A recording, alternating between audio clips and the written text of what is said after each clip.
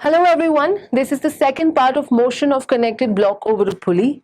In this module also we have a pulley which connects two blocks, but the first block in this case is placed over a horizontal surface while the other one is hanging over the edge. Now the question you ask is, why would there be motion in such kind of a system? And if you look at it, you can tell that obviously if this block M2 is large enough, it will cause motion in this system. So I'm going to assume that M2 is large enough, that is heavy enough, then this weight M2G of this block will be the reason why this motion happens in this system. So you can see that M2G will pull on this rope and therefore it will go down and the block will move forward. So there will be motion in this system. I am assuming M2 is heavy enough to cause motion in this system.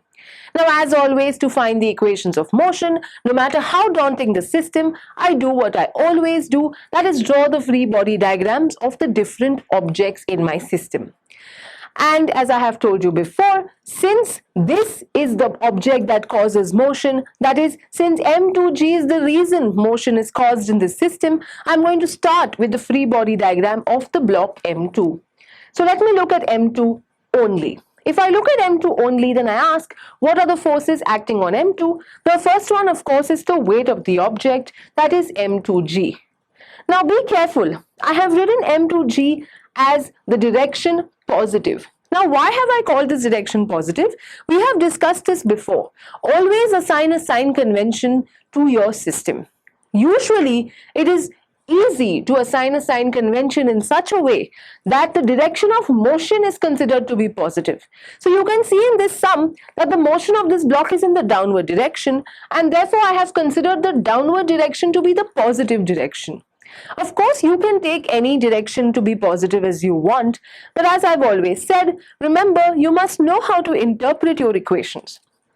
Okay, so we have M2G, that is the weight acting downwards, and of course we know that the string is going to exert tension on the block. So I also have the tension force acting upwards, and keeping in mind with my sign convention, I'm going to call it negative. So these are the two forces acting on my block. Now I'm going to apply Newton's law, and if I apply Newton's law, I will say that by Newton's law, M2G minus T is equal to M2A. Now look at M2A, I have taken it as positive because finally this object is moving downwards and I have considered downwards as the positive direction. So I have the equation of motion M2G minus T is equal to M2A. Now I like this equation and I'm going to need this equation, so I'm going to save it on top. Now I move on to the next block. I'm going to draw the free body diagram of M1. So I'm going to isolate this M1 and ask, what are the forces acting on this block? Now the forces acting on this block are only one, that is the tension acting towards the right. Now if I write the Newton's law for this block, then I will see that I get T is equal to M1A. Now of course you can ask the question that it also has weight acting downwards and normal reaction acting upwards, but I am not considering the forces or the free body diagram in the y direction because none of that contributes to my motion, and I am trying to find equations of motion. So these two just balance each other out because there is no motion along the y direction, so I am not at all bothered right now about which forces are acting in the y direction. Okay, now let's move on. I got the free body diagram of the block M1 and I wrote down the equation T is equal to M1A. I call it equation 2. Now look at equation 1 and look at equation 2. Obviously I can use T is equal to M1A and substitute it in equation 1. So I say that I will substitute 2 into 1. So if I do that, I will write M2G minus T is equal to M2A. But instead of this T, I will bring down this M1A and put it here. And then I get M2G minus M1A is equal to M2A. Now you can algebraically rearrange this equation to give you an expression for acceleration, which is M2G divided by M1 plus M2. So this gives you an expression for A. Now the only thing left, or the only unknown left to find, is tension T. So how will you find T?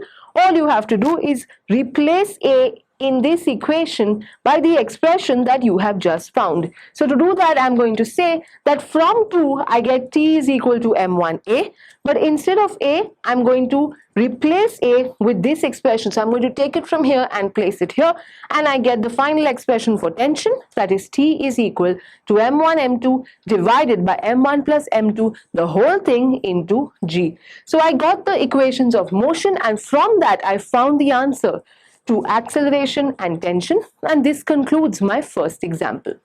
Let's take a look at the second example. The structure of the second example is still the same. I still have a pulley, it is still connecting two blocks, and one of them is still placed on a surface. But this time the first block is not placed on a horizontal surface, it is placed on an inclined plane. So now I'm going to do what I always do. First ask the question, why would there be motion in this system? Now this system is going to undergo motion, assuming that again the weight of M2 is large enough. So assuming M2 is heavy enough, I'm going to say that because of the weight of M2, I'm going to have motion because this will go downwards and this block will move forward. No matter how daunting the task, begin with drawing the free body diagrams, first of the object which causes the motion or where the applied force exists. In this case, M2G is the force that causes motion. So I'm going to draw the free body diagram of M2.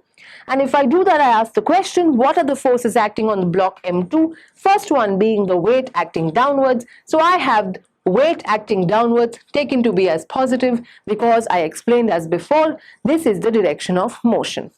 The second one, of course, is the tension acting upwards, and that I'm going to take as negative, keeping in mind the sign convention that I stated before. Using this, I have from Newton's law, I can write M2G minus T is equal to M2A. I'm going to rearrange that to give you T is equal to M2G minus M2A. This is my first equation. I'm going to need it, so I'm going to save it.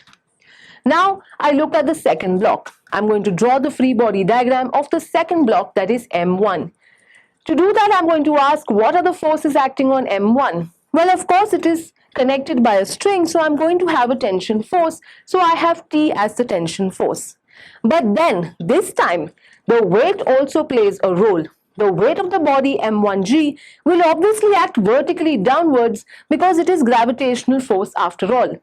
But remember, and take this as a hint for all sums that involve an inclined plane, always resolve the weight of the body placed on an inclined plane into two directions. So weight of the body placed on an inclined plane must always be resolved into two perpendicular directions. First direction, which is perpendicular to the plane. So you can see this is the plane and this is your direction which is perpendicular to the plane. So the first direction is perpendicular to the plane, and that is going to be M1G cos theta. The second direction is parallel to the plane, which is M1G sin theta. Theta is nothing but the inclination of the plane. So remember, whenever you have an inclined plane problem, resolve the weight of the body into two perpendicular directions, one which is perpendicular to the plane and the other which is parallel to the plane. Okay, now that we know which is the direction parallel to the plane, it is obvious that it is this component which is going to oppose the motion. That is, which is going to balance, compensate or oppose the tension in this case. Basically, it is the only component which is in direction of tension. So this is the one I'm concerned with. And of course, as you can see, it is opposing the motion. The block is trying to go up, M1G sin theta is trying to bring it down. So this is the part which is opposing the motion. I'm going to consider the direction of motion as positive, and this is opposite, so this is going to be negative. Now I use Newton's law and I say from Newton's law, T minus M1G sin theta is equal to M1A. And this is the second equation. Now look at the first equation and look at the second equation. As always, what can I do? I can substitute 1, that is the expression for tension, in equation 2. So instead of this T, I'm going to bring down that expression and write it here. So I say M1A is equal to, I bring down T from there and I place it here. So M1A is equal to M2G minus M2A, and then I copy the rest of it, that is minus M1G sin theta. If I rearrange this equation, I get the answer or the expression for acceleration, that is A is equal to m2 minus m1 sine theta divided by m1 plus m2, the whole thing multiplied by g. So this gives me an expression for A. And finally, of course, if I want to find t, I will substitute this expression for A into 1. So I say substituting 3 into 1. So I'm going to substitute this expression for A into 1 to find t, and I will get the expression for t, which is going to be t is equal to m1 m2 bracket 1 plus sine theta divided by m1 plus m2, the whole thing multiplied by g. Of course, this all sounds very complicated. All you need to do is actually sit down and write this down. The method is simple. I hope you have understood this by now. If you liked the video, please subscribe.